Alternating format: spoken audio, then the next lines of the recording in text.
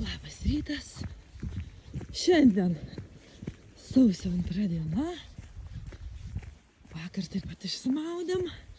Kai sakau išsimaudėm, tai reiškia, aš esu su savo draugu Beiliu. Vardakolis arba su kažkuo kitu. Arba viena, bet aš ne visais taip mes. Taigi sausio 2 mes visada darom greitą vaikščiojimą. Prie Dubysos, va, gražus vaizdas, truputį lyja, bet nieko, mums lietus nebaisus. Taigi padarom 5 kilometrų trasą ir grįžę vėl į Dubysą. Parodysiu, kokia patvinusi Dubysa. Pučkis. Sveiki, nu va, po apšilimo 5 kilometrų. Nėra, kad aš taip sukaitau labai, bet pažiūrėkit, kokia Dubysa patvinus. Tai buvo visas slėnis, taip kai dabar matot, slėnio nėra.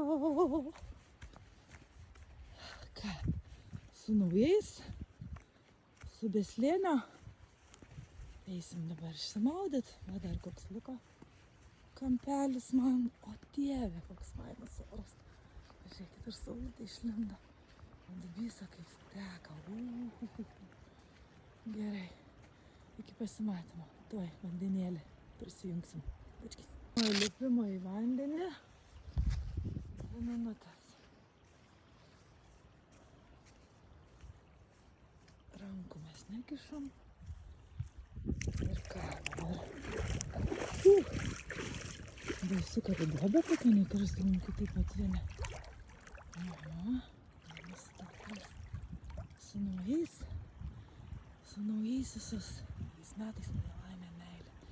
Pučkiai, 1, 2, 3.